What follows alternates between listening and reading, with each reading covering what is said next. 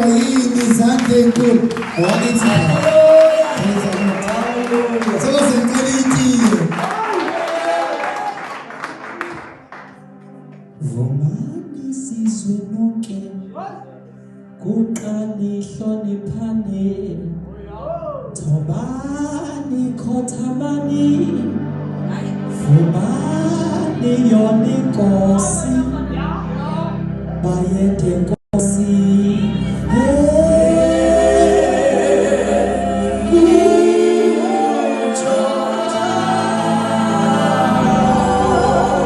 bayede nkosi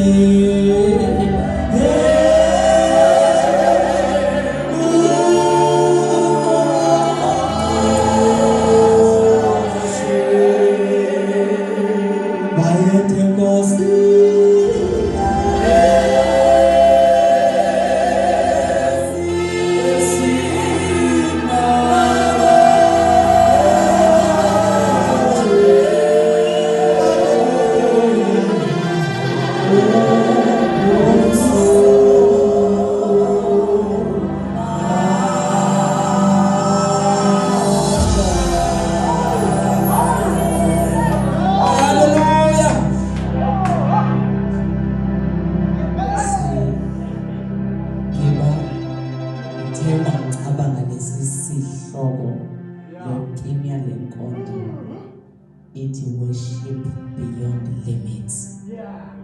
Ayisusi inkinga kodwa udumisa phezu kwazo.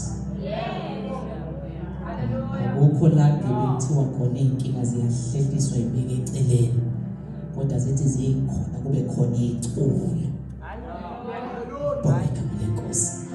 Manje kuke kwavalelwa uPaul noSila entilongweni kanti beshayiwe. Thathwa bayobeka entilongweni bavalelwa kwasekuthiwa umgcini iboshwa akabagcine ngibo. Ababuka ukuthi abanyakazi futhi bahleli ithi iBhayibheli lama ufunda kahle kuthe sekuphakathi kwamabili.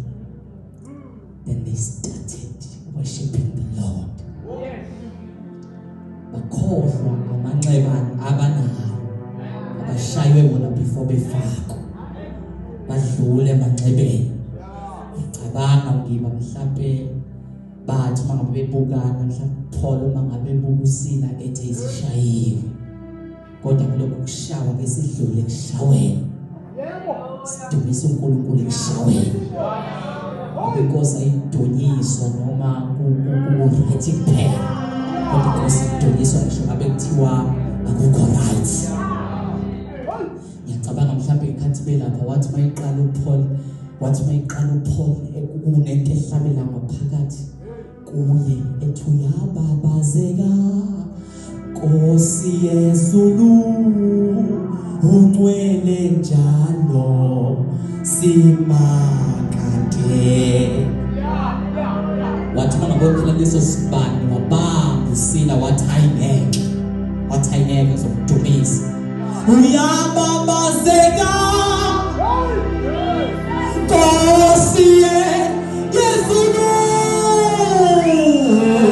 ungcwele njalo simakade. Wathi mayicabanga ukuyeka uPaul wangena uSila wathi asayeke. Wathi liphakanyisiwe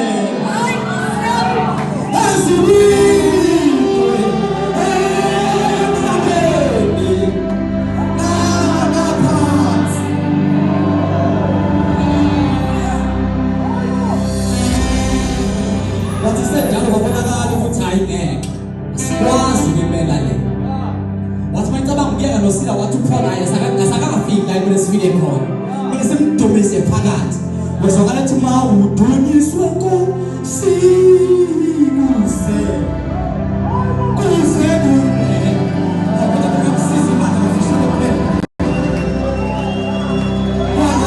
ukuthi-ke manje ey'sekeleni zethu yabo zahluleka ukubamba sathi hhayi asikwazi ukubamba intention. Lithi iBhayibheli lapho wezwakala iy'sekelo ngekhathi athi ma udunyiswe Nkosi kuze kube phakade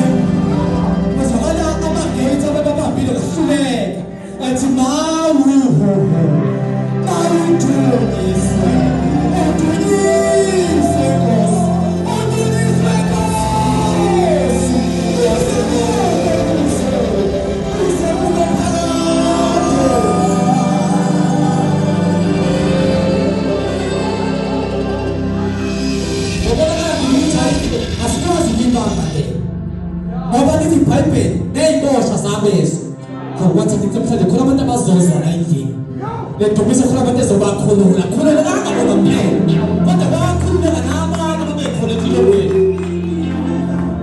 bakhululeka nabanye ababekhona etilongweni Baba wethu osezulwini